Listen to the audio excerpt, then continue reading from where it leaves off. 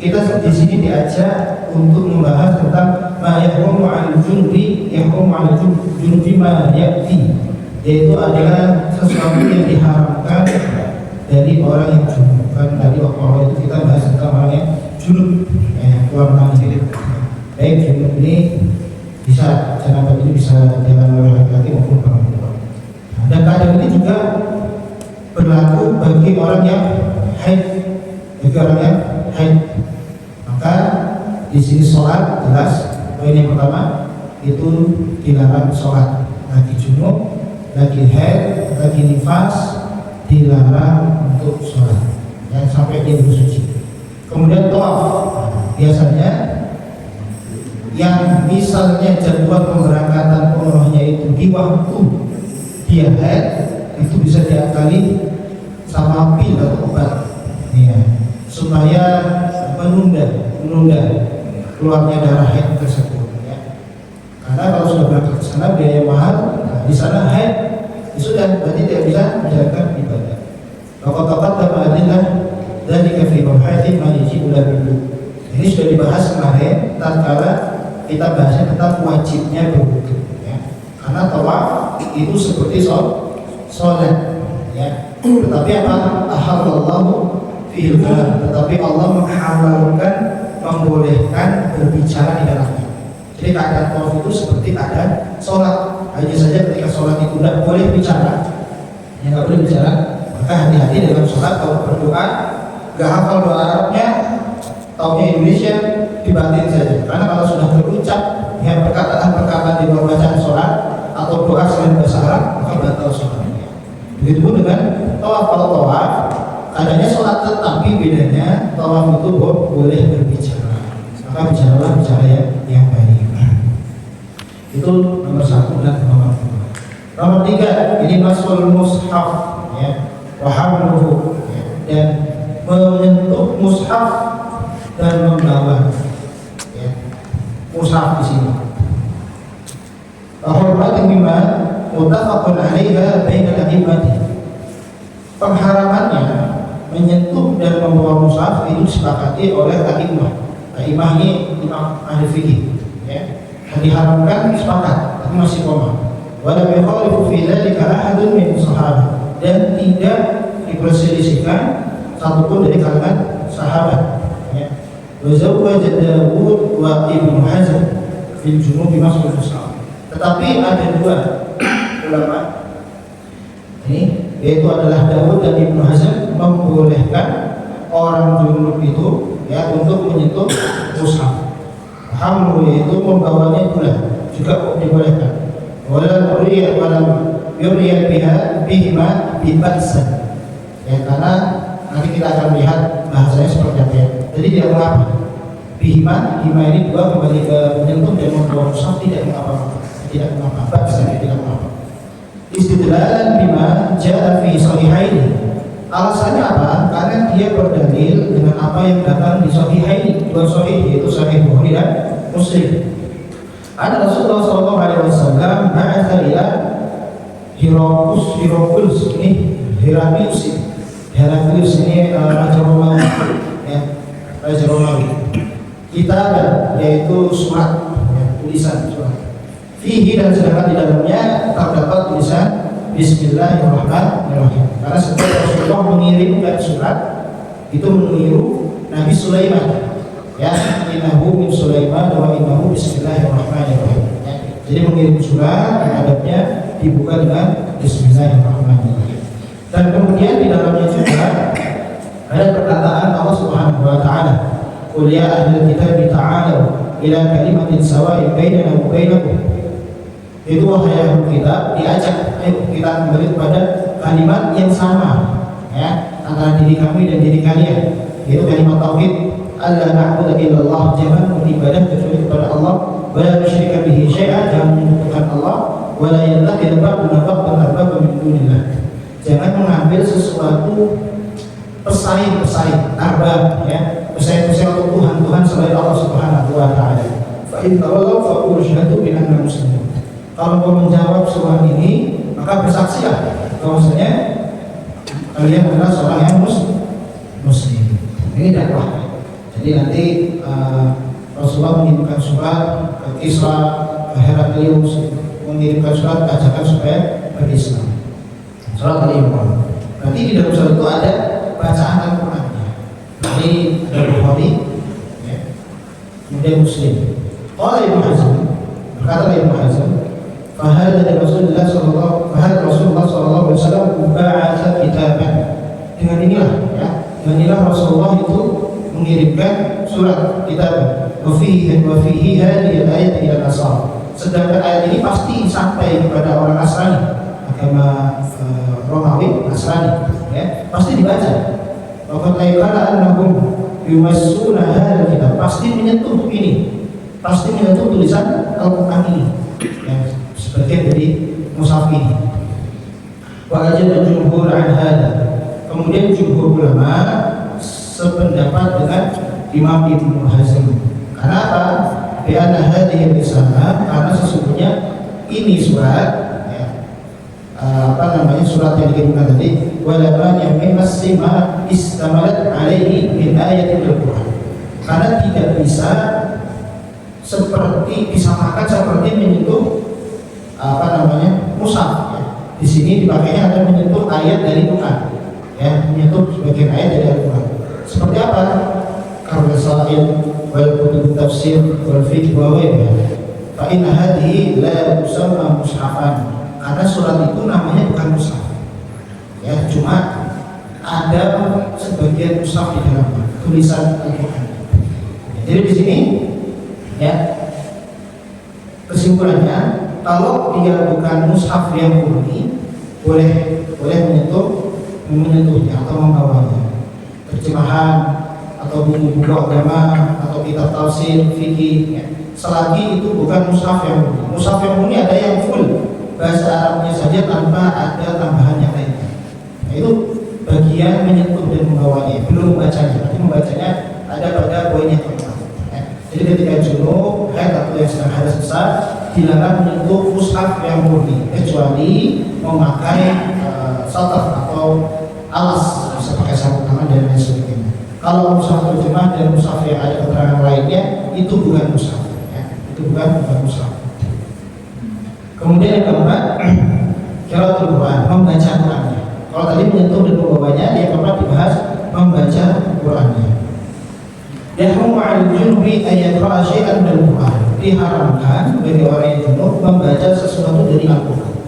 Yang junub, ya, junub. Karena nanti ada yang membedakan junub dan haid karena waktunya. Kalau junub dia bisa segera mandi, ya. Kalau haid dia tunggu selesai haidnya dulu. Maka nanti kita akan simak, ya. Indah jumhur, itu sepakati oleh para ulama. Di hadis Ali anna Rasulullah sallallahu alaihi wasallam kana la yahtajibahu 'anil Qur'anil syai'un 'anil Qur'ani syai'un. Rasulullah tidak ada yang menghalanginya dengan Al-Qur'an sesuatu laisal jinabah, kecuali al-jinabah, kecuali keadaan junub. Jadi tidak ada yang hijab antara Al-Qur'an dengan Rasulullah, maksudnya Rasulullah tidak ada yang menghalanginya dengan Al-Quran sesuatu apapun kecuali junub. Berarti kalau junub jangan langsung baca Al-Quran walaupun nggak menyentuhnya, walaupun tidak menyentuhnya. Contoh junub, kemudian kita mau baca Al-Fatihah atau baca suratan, itu tidak boleh. Warahu ashabus sunan, dan ini diriwayatkan oleh ashabus sunan. Siapa ashabus sunan? Yang meriwayatkan sunan Abu Dawud, sunan Tirmidzi, sunan An-Nasa'i, sunan Ibnu Majah, Musnad Imam Ahmad. Qala al-Hafidz di sini adalah Ibnu Hajar al-Asqalani. Ibnu Hajar al-Asqalani hadis. Karena dulu gelar al-Hafidz itu bagi orang yang sudah hafal ribuan hadis, bukan yang hafal Quran, tapi gelar al-Hafiz itu adalah orang yang sudah hafal ribuan hadis, itu al-Hafiz. Yang di sini maksudnya al-Hafiz adalah Ibnu Hajar al-Asqalani. Fil Fath itu adalah di dalam bukunya yang berjudul Fathul Bari, ya, syarahnya Sahih Bukhari. Jadi Sahih Al-Bukhari membuat kitab namanya Sahih Bukhari, disarah, dijelaskan lagi, ditambahin lagi penjelasannya oleh Ibnu Hajar al-Asqalani, al-Hafiz Ibnu Hajar. Mungkin ada yang sudah kenal Ibnu Hajar. Ibnu Hajar al-Asqalani itu dulu belajar memang sudah tua, karena di waktu itu otaknya yang kurang, yang pas-pasan ya. Jadi di guru ini nggak diterima, di guru ini nggak diterima, susah, belajarnya susah. Kemudian lagi berjalan dan kemudian berjumpa dengan batu yang berteteskan air, cuma satu tetes sampai terus ya. Nah, kemudian dilihat cek batunya bolong, batu yang sekeras itu saja bisa dibolong dengan air, apalagi otak ini kan nggak sekeras batu. Maka belajar lagi walaupun orang melihatnya terlambat tapi dia ada terlambat menjadi ahli dari hadis ya, ulama besar ya. Salah satu kitabnya Bulughul Maram, nah itu karangan dari Ibnu Hajar al-Asqalani. Nah, beliau berkomentar apa dengan hadis yang di atas tadi ya, dengan hadis yang tadi dha'afa ba'duhum ba'da riwayatihi, bahwasanya dalam riwayat di atas itu mengomentarinya itu ada riwayat, ada rawi yang dhaif, yang lemah. Wal haqqu annahu min qabilil hasan, tetapi ada sebagian yang membenarkan dan memasukkan hadis itu kepada derajat hasan. Dhaif pernah saya sampaikan bisa jadi hasan karena dikeluarkan dengan hadis yang lain. Terus kemudian hujjah dan bisa dijadikan hujjah karena hadis dhaif tidak bisa jadi hujjah. Kalau hadis hasan bisa. Wa anhu radhiyallahu anhu qala ra'aitu Rasulullah sallallahu alaihi wasallam tawadda. Ya. Masih di dalam apa namanya? Riwayatnya sebelumnya sampai Ali ya. Bahwasanya Rasulullah sallallahu alaihi wasallam Ali melihat Rasulullah sallallahu alaihi wasallam tawadda, yaitu wudu. Qala syai'an min al-Qur'an. Kemudian setelah wudu Rasulullah membaca sesuatu dari Al-Qur'an, membaca ya. Qala, kemudian Rasulullah bersabda, "Hakadha liman laysa li junubin." Nah, seperti inilah keadaan orang yang tidak junub. Fa'amal junub, akan tetapi ketika orang itu sedang keadaan junub, fala, maka janganlah baca Al-Qur'an. Wala ayat, walaupun cuma satu ayat. Ini diriwayatkan oleh Imam Ahmad, Abu Ya'la, dan di sini juga ada Al-Haythami, ar-rajulun yang fikih. Ya. Ini hadis yang kedua ini baru kuat kita lihat sini. Qala Imam As-Sawqani, fa in sahha hadha salaha lil istidlal bihi 'ala tahrim. Nah, yang benar adalah dalil ini bisa dijadikan dalil ya, untuk tahrim, untuk pengharaman membaca Al-Qur'an. Amal hadis awal, hadis awal, akan tetapi hadis yang pertama tadi, falaysa fihi ma yadullu 'ala tahrim, tetapi menunjukkan bukan untuk mengharamkan ya. Li'anna ghayati anna Nabi sallallahu alaihi wasallam taraka al-qira'ah al-hal al-jinabah. Rasulullah meninggalkan membaca Al-Qur'an ketika sedang junub ya. Jadi bukan pelarangan, tapi Rasulullah meninggalkan saja. Kalau hadis yang pertama tadi ya. Maka tidak bisa dijadikan apa? Mutamassikan bil qira'ah hati, yaitu tidak bisa dijadikan sebagai larangan kalau hadis yang pertama tadi. Bagaimana kita bisa berdalil atas pengharamannya bi ala tahrim? Tetapi kalau hadis yang kedua bisa. Tetapi madhab Bukhari wa Tabrani wa Dawud wa Ibnu Hazm ila jawaz al-qira'ah lil junub. Akan tetapi Imam Bukhari, Tabrani, Dawud, Ibnu Hazm yaitu membolehkan membaca Al-Quran ketika junub. Qala Bukhari qala Ibrahim la ba'sa an taqra al-haid ayat. Orang yang haid enggak apa-apa membaca ayat dari Al-Quran. Walam yara Ibnu Abbas bi qira'atil junub ba'sa. Begitu pun juga pendapat dari Ibnu Abbas ya, juga tidak masalah orang yang haid itu baca Al-Quran. Ini berbeda pendapat di sini ya. Wa kana Nabi sallallahu alaihi wasallam yadhkurullah ala kulli ahyanihi. Maksudnya Rasulullah berzikir kepada Allah di setiap waktunya, keadaannya. Dan Al-Hafiz lagi Ibnu Hajar ini memberi takliman, memberi catatan ya, bahwasanya Bukhari ya, Indal Musannif dan Sahih tidak membenarkan perkataan ini ya. Nah, di sini banyak perbedaan pendapat ini. Jadi kesimpulannya di sini adalah, biar tidak perlu kita kasih kesimpulan, kalau junub dia bisa cepat selesai. Maksudnya apa? Ketika habis junub dia mandi, maka dia bisa cepat langsung membaca Al-Quran. Maka ketika junub sepakat tidak boleh baca Quran ya, karena cepat selesai. Kalau haid itu ada perbedaan pendapat ya. Kalau tadi boleh kan? Nah, boleh bagi yang memiliki hajat di sana. Contoh,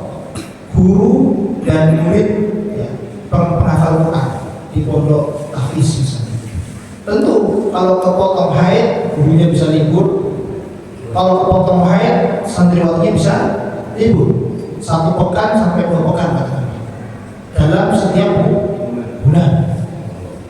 Maka di sini boleh membaca Al-Quran selagi tidak menyentuh mushafnya, cara terjemahan, tapi tidak ada larangan. Maka sampai di sini saja masih ada ya, masih ada perbedaan ya tentang penjelasan dan lain sebagainya. Karena itu, kalau hal itu kan butuh waktu yang lama, maka dia diperbolehkan selama tidak menyentuhnya. Tapi kalau junub kan dia cuma sebentar. Nah, ada pun kalau berdoa dengan doa yang ada di dalam Al-Quran sepakat boleh. Kita baca doa Rabbana dzalamna anfusana, itu ada Al-Quran. Boleh, karena kita niatkan untuk zikir dan doa bukan untuk baca Al-Quran. Rabbana la tu'akhidna in nasina, Rabbana hab lana min azwajina, kan doa. Ya. Tetapi itu ada dalam Al-Quran, maka boleh karena niat kita memang bukan baca Al-Quran campur, baca sengaja baca Al-Quran, tetapi membaca zikir dalam Al-Quran. Contoh dalam sholat, dalam ruku, dalam sujud, dalam dulu dalam sujud itu kan dilarang membaca Al-Quran, tetapi boleh membaca bagian dari Al-Quran yang termasuk doa. Nah, gitu ya. Saya lagi sujud nih, Rabbana hab lana min azwajina, itu Al-Quran. Tapi boleh karena kita bacanya itu adalah sebagian dari zikir, sebagian dari doa. Itu boleh. Ya, bukan sengaja baca alif lam mim dzalikal kitab la raiba fihi. Ya, itu maka berbeda Al-Quran ini ketika dipisahkan, ya, ayat tersebut dipisahkan dari Al-Quran, maka dia bisa menjadi zikir. Dan orang yang junub dan orang yang haid berhalangan itu bisa berzikir dengan zikirnya Al-Quran, bukan sengaja membaca Al-Quran. Nah, ini perbedaannya. Ya. Jadi bagi orang yang memiliki hajat seperti hafal Quran, ya, orang junub cepat bisa langsung mandi, tapi kalau yang haid dia menunggu, ya. Maka dia yang penting dia setelah berwudu belum bersuci, dia pegang mushaf dengan alas dia tetap baca tetap setoran ataupun tetap meroja. Nah, tidak dibayangkan. Dan ini juga pendapat Imam An-Nawawi di dalam kitabnya At-Tibyan. Nah, di dalam kitab At-Tibyan, kalau misalnya para penghafal Quran atau guru Al-Quran ini libur setiap bulannya berapa? Seminggu, 2 minggu, gimana nanti? Ya, kedekatan ini dengan Al-Quran, maka boleh membaca Quran tetapi tidak menyentuh mushaf. Nah, kemudian yang terakhir yang kelima adalah al-maqtu fil masjid, yaitu berdiam di masjid. Yahrumu 'alal junubi yang fil masjid, diharamkan bagi orang yang junub berdiam di masjid. Di hadis Aisyah radhiyallahu anha, ya Rasulullah sallallahu alaihi wasallam, wujuhu buyut ashabihi sadi'atan fil masjid. Bahwasanya ketika Rasulullah datang dan kemudian menjumpai dan menghadap kepada buyut, rumah-rumah daripada sahabat yang berada di sekitar masjid, maksudnya di dalam komplek masjid. Qala wajjibu hadhil buyut 'anil masjid, jauhkan atau palingkan rumahmu ini daripada masjid. Subhanallah, Rasulullah sallallahu alaihi wasallam pada biasa akum syai'an. Tapi kalau Rasulullah masuk masjid dan kemudian melihat tidak ada perubahan, mereka tidak memindahkan rumah mereka, ya. Tidak bergerak untuk memindahkan apa yang Rasulullah katakan, ya. Raja'ala yunzil fihim rukhsatan, yaitu mereka berharap agar ada rukhsah dan buat mereka. Fakharaja ilaihim, kemudian Rasulullah keluar menjumpai mereka. Faqala wajibu hadhihi buyut dari masjid, tetap palingkan rumah kalian dari masjid, ya. Fa inni la uhillal masjidan lil haid wal junub, karena saya tidak halalkan masjid itu untuk orang yang haid dan orang yang junub. Kalau rumah itu biasanya ada orang yang haid di sana dan ada orang yang junub. Jadi kalau membuat rumah mepet masjid, ini terpisah bangunannya atau batasnya daripada masjid, tidak di dalam area masjid. Terus kemudian dari riwayat Abu dari Ummu Salamah radhiyallahu anha, qalat dakhala Rasulullah sallallahu alaihi wasallam sahhadan hadil masjid. Rasulullah masuk ke teras masjid, fanada bi a'la sautihi, kemudian memanggil atau menyeru daripada tingginya suara beliau, innal masjidah, sesungguhnya masjid, la yuhillu lil haid wal junub, tidak dihalalkan untuk orang yang haid dengan orang yang junub. Rawahu Imam Ibnu Majah dan At-Tabarani. Dan dua hadis ini, hadisani yadullani ala adami hifdzil ba'si fil masjid wal maqsi fihi lil haid wal lil junub. Maka dengan adanya dua dalil ini tidak dihalalkan untuk bila ini nginap ya di dalam masjid, maksi berdiam di dalam masjid bagi orang yang haid dan orang yang junub. Lakin tetapi rukhsah bisa menjadi rukhsah lahuma, bisa masuk ke dalam masjid ya fi ijtiyazi, yaitu untuk sekedar lewat saja, boleh ya, untuk sekedar lewat, misal di rumah ada air, di sini ada air, ke sini untuk bersuci, untuk mandi dan lain sebagainya. Ayyuhalladzina amanu la taqrabu sholata wa antum sukara. Ya orang beriman, janganlah mendekati sholat ya, ketika engkau dalam keadaan mabuk sukara, hatta ta'lamu ma taqulun, sampai engkau mengetahui apa yang engkau katakan. Wala junuban, tidak boleh dalam keadaan junub, illa abiri sabilin hatta taghtasilu, yaitu kecuali hanya sekedar lewat dan sampai kamu itu melaksanakan mandi. Surat An-Nisa ayat 43. Dan di dalam hadis dari Jabir ya, Rasulullah SAW bersabda, "Kana ahaduna yamurru fil masjid janaba wa mujadazat," yaitu lewat, sekedar lewat ya. Hanya sekedar lewat saja. Keadaan junub, dia muru ini lewat ya, jalan di masjid, kemudian dia dalam keadaan junub, hanya sekedar mujdazah, hanya sekedar lewat saja. Rawahu Ibnu Abi Syaibah. Nah, saya dimaksud dengan sebagainya. Informasi tentang karena asal Rasulullah SAW yang sunnah di masjid wahum junub. Bahwasanya sahabat Rasulullah SAW berjalan di masjid padahal mereka dalam keadaan junub. Kalau sekedar lewat saja, ya, boleh, karena mungkin ada hajat yang berlebih yang diharuskan dilewat situ.